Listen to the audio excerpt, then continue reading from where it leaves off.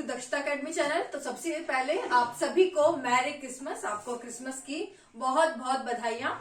तो चैप्टर पर आए तो मॉडर्न हिस्ट्री सीरीज का आज जो हमारा पहला चैप्टर था यूरोपियों का भारत में आगमन, उसका आज हमारा लास्ट पार्ट है और इसके साथ हमारा पहला टॉपिक कंप्लीट हो जाएगा। तो अच्छी बात है।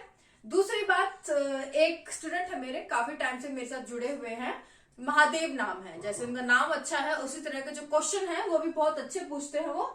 तो उन्होंने क्वेश्चन पूछा है कमेंट सेक्शन में कि मैम क्या कारण था कि सभी जो भी भारत में आपके आए, जैसे कि आपके सल्तनत काल के दौरान मुगल, ब्रिटिश जो भी आए, उन्होंने उनका जो मेन फोकस था वो ये था कि सबसे पहले भारत में आके जो आपका बंगाल राज्य है वहां अपना जो है पहुंच बनाई जाए, वहां अपने जो है जड़ मजबूत की जाए। तो क्या कारण है? तो ये अच्छा क्वेश्चन पूछा है आपने महाकाल जी, तो महादेव जी सॉरी। तो आपका ये जो क्वेश्चन है एग्जाम में यूपीएससी में आया था, मेंस में ये क्वेश्चन पूछा जा चुका है। तो इसके लिए हम क्या करेंगे, नेक्स्ट एक अलग से वीडियो बनाऊंगी। इसके जो 5-6 रीजन है कि क्या कारण था कि बंगाल की राजनीति में सब अपनी दिलचस्पी रखते थे, बंगाल को सब चाहते थे कि ये हमारे कब्जे में हो जाए। तो इसके लिए मैं आपके लिए एक अलग से वीडियो लेकर आऊंगी जिसमें मैं 5-6 पॉइंट्स बताऊंगी कि इनके पीछे क्या रीजन थे। तो वहां पर आपका सोल्यूशन हो जाएगा। तो इसी तरह अगर आप में से किसी स्टूडेंट को अगर कोई भी डाउट होता है तो वीडियो के बाद में नीचे कमेंट करके पूछ लीजिएगा, मैं आपका जो है रिप्लाई जरूर करूंगी। तो शुरू करते हैं। शुरू करने से पहले चैनल पर नए हैं तो चैनल को सब्सक्राइब जरूर कर ले ताकि मेरी वीडियो जब भी आए आपको नोटिफिकेशन मिले। वीडियो अगर आपको अच्छी लगती है, टॉपिक समझ में आता है तो प्लीज सबसे पहले वीडियो को लाइक कर दे। तो टॉपिक हमने शुरू किया था यूरोपियों का भारत में आगमन, जिसमें हमने देखा था कि सबसे पहले आपके कौन आए, पुर्तगाली आए। हमने पुर्तगालियों के बारे में पूरा पढ़ लिया है। पुर्तगालियों के बाद कौन आए? पुर्तगालियों के बाद आए आपके डच यानी कि नीदरलैंड। डच के बाद आए आपके अंग्रेज, हमने ये भी कवर कर लिया। अंग्रेज के बाद आपके आए हैं डेनिस, और डेनिस के बाद आए हैं आपके फ्रांसीसी। तो ये हमें जो है आज आपका कंप्लीट करना है। तो आज हमें फ्रांसीसियों के बारे में पढ़ना है। तो आप कहेंगे कि मैम हमारा डेनिस भी तो रह गया, डेनिस तो आपने कवर ही नहीं किया। तो बिल्कुल सही। तो पहले हम डेनिस की ही बात कर लेते हैं। 2 लाइनों में आपको इसके बारे में याद रखना है, ज्यादा डिटेल में नहीं जाने की जरूरत। तो डेनिस जो है आपके, जिसे हम क्या कहते हैं, डेनमार्क। तो डेनमार्क बहुत कम समय काल के लिए जो है आपके भारत में आए, बहुत कम समय के लिए भारत में आए। डेनिस जब भारत में आए तो इन्होंने जो है आपके 1616 ईस्वी में क्या किया, यहाँ पर जो है भारत में आकर डच ईस्ट इंडिया कंपनी की स्थापना की। तो डच ईस्ट इंडिया कंपनी की स्थापना इन्होंने 1616 में की। और इनका जो मेन व्यापारिक केंद्र था कि भारत में आकर इन्होंने जो अपनी फैक्ट्री खोली, वो कहाँ खोली? तो वो उन्होंने खोली ट्रंकोबार में। कहा? ट्रंकोबार। ट्रंकोबार कहाँ है आपका? ट से ट्रंकोबार, ट से आपका तमिलनाडु, आपको याद रखना है, तमिलनाडु, टी। तो ट्रंकोबार में जो है इन्होंने अपनी पहली व्यापारिक कोठी यानी कि फैक्ट्री की स्थापना की। लेकिन इनका यहाँ पर इनको ज्यादा दिलचस्पी नहीं रही यहाँ के भारत के साथ व्यापार में, और थोड़े समय बाद ही ये अपने जो व्यापारिक कोठी है, अपना जो व्यापार है, ये ब्रिटिश को सौंपकर उनको बेचकर भारत से चले गए। तो सिर्फ आपको इनके बारे में सिर्फ इतना याद रखना है, ज्यादा याद करने की जरूरत नहीं है। डेनमार्क यानी कि डेनिस ईस्ट इंडिया कंपनी की स्थापना 1616 में की। यहाँ पर इन्होंने जो है ट्रंकोबार, जो कि तमिलनाडु में है, यहाँ पर अपने पहली और लास्ट वही है, एक अपनी व्यापारिक कोठी की स्थापना की, जिसे आगे चलकर जो है ये अंग्रेजों को बेचकर यहाँ से चले गए। तो ये था आपकी डेनिस, जो कि अंग्रेजों के बाद में आए। और सबसे लास्ट में आपके आते हैं, डेनिस के बाद आपके आए हैं फ्रांसीसी। फ्रांसीसी के बाद आपके हम देखेंगे कि ये टॉपिक आपका कंप्लीट हो जाएगा। तो फ्रांसीसियों के बारे में पढ़ते हैं। तो फ्रांसीसियों के बारे में अब हम कंप्लीट करेंगे और उसके बाद हमारा ये टॉपिक फिनिश। तो फ्रांसीसियों के भारत में आगमन की बात करें तो 1664 ईस्वी में। कब? 1664 ईस्वी में। और काल था कब आपका, जो उस समय फ्रांस में कौन थे? लुइस 14वें, ये फ्रांस में थे। और इनके काल में इनके एक फाइनेंस मिनिस्टर थे, इनके एक वित्त मंत्री थे, जिनका नाम क्या था? कोलबर्ट।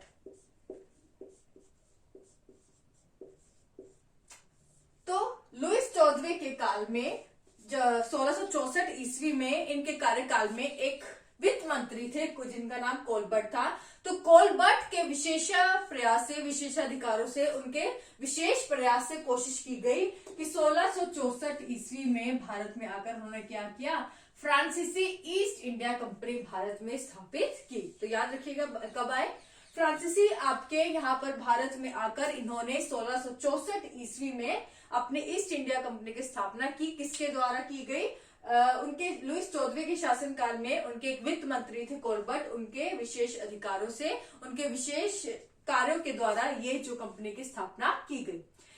जो फ्रांसीसी ईस्ट इंडिया कंपनी है, इसकी आपको बात याद रखनी है कि इसको जो है आपके विशेषाधिकार प्रयास, जो विशेषाधिकार प्राप्त थे फ्रांसीसी सरकार से, क्योंकि जो ये कंपनी जो भारत में खोली गई थी, फ्रांसीसी ईस्ट इंडिया कंपनी, ये जो है पूर्णतः आपकी सरकारी कंपनी थी। ओके, कि पूर्णतः यानी कि पूरी तरह सरकारी कंपनी थी, 100%, यानी कि जो इनके जितने भी फाइनेंशियल इनको हेल्प मिलती थी, वित्तीय संसाधन मिलते थे, ये इनको फ्रांस से अवेलेबल थे, फ्रांस से आपको सीधे अवेलेबल थे, इसको विशेषाधिकार इन यहाँ पर मिले हुए थे। तो पूरी तरह ये सरकारी कंपनी थी फ्रांस की, जो भारत में यहाँ पर स्थापित की गई। और जो उसके बाद आपको याद रखना है कि जो पहला फ्रांसीसी दल कब आपका भारत में आया, 1668 में। तो 1668 में जो है फ्रांसिस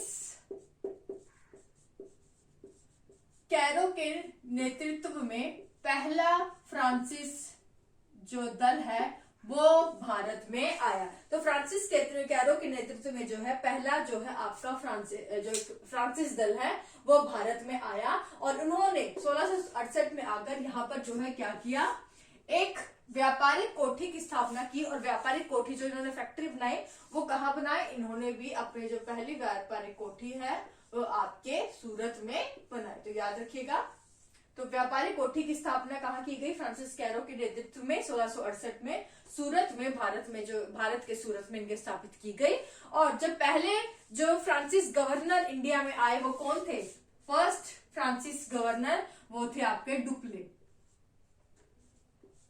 डुप्ले काफी फेमस है फ्रांसीसी राजनीति में, अगर बात करें तो इंडिया के अगर परिप्रेक्ष्य में देखें तो डुप्ले पहले फ्रांसिस गवर्नर थे भारत में। और साथ में डुप्ले की ही जो एक विचारधारा थी जो आगे चलकर अंग्रेजों ने अपनाए, और कौन सी विचारधारा, वो ये कि पहले आप क्या करो, अगर आपको कहीं भी शासन करना है तो आपकी सबसे पहले रणनीति हो कि आप जो उनके पॉलिटिकल इश्यूज है उसमें आप इंटरफेरेंस करो, राजनीतिक हस्तक्षेप करो, और उससे आप जो है इकोनॉमिक प्रॉफिट अपना लो। तो क्या कहा, डुप्ले की विचारधारा क्या थी कि अगर आपको कहीं भी शासन करना है तो उस देश में जाकर आप उनका जो है राजनीति में हस्तक्षेप करो, उसके बाद आप वहां से जो है आर्थिक लाभ जो है उठा सकेंगे। और इनकी विचारधारा को आगे चलकर किसने अपना लिया, अंग्रेजों ने। और इन्हीं की विचारधारा की हेल्प से जो है अंग्रेजों ने काफी लंबे समय तक भारत में वो इंटरफेयर करते रहे और यहाँ पर अपना जो है प्रॉफिट, आर्थिक लाभ जो है आपका कमाते रहे। तो ये आपको याद रखना है डुप्ले के बारे में कि ये किसकी विचारधारा थी, क्वेश्चन आ चुका है। नेक्स्ट, फ्रांसीसियों के जब आपस में हित टकराए, उनके आपस में हित टकराए व्यापार के चक्कर में, तो अंग्रेजों और फ्रांसीसियों के बीच में कितने युद्ध हुए हैं आपके, टोटल 3 युद्ध हुए हैं। और ये युद्ध आपके किस नाम से जाने जाते थे, कर्नाटक युद्ध वहां पर हुए थे, तो कर्नाटक युद्ध। तो क्वेश्चन आ गया है, क्वेश्चन अगर पूछा जाए कर्नाटक युद्ध किस किस के बीच हुआ, तो ये आपके हुआ अंग्रेजों और फ्रांसीसियों के बीच आपका कर्नाटक युद्ध हुआ। और टोटल हुए ये आपके 3 कर्नाटक युद्ध हुए, जिसमें लास्ट में जो आपका 1760 ईस्वी में जो आपका वांडीवाश का युद्ध हुआ, कौन सा युद्ध हुआ, वांडीवाश के युद्ध में अंततः आपकी जो है अंग्रेजों की जीत हुई और फ्रांसीसी इस युद्ध में हार गए।